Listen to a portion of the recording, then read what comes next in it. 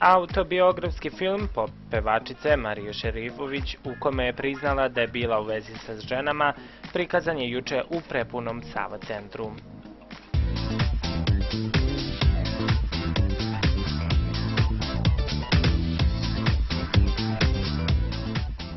Dugo najavljivani autobiografski film Marije Šerifović Ispovest premijerno prikazan juče u Sava centru.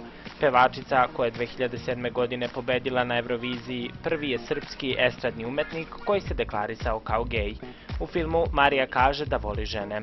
U životu sam imala mnogo pogrešnih izbora, sećam se svoje prve ljubavi iz Kragujevca. Uvek sam priželjkivala duge veze i emotivnu stabilnost. Nekoliko puta bila sam sa ženama i mogu vam priznati da je divno što vas ne grebe nečija brada, rekla je Marija. Pored pitanja o svojoj seksualnosti, Šerifovićeva je govorila i o kockarskim problemima svog oca. Nekada se dešavalo da otac nakon kockanja donese toliko novca da mogu da spavam na njemu.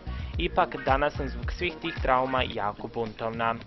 Autobiografski film popularne pevačice biće prikazan kao serija od 8 epizoda na televiziji Prva.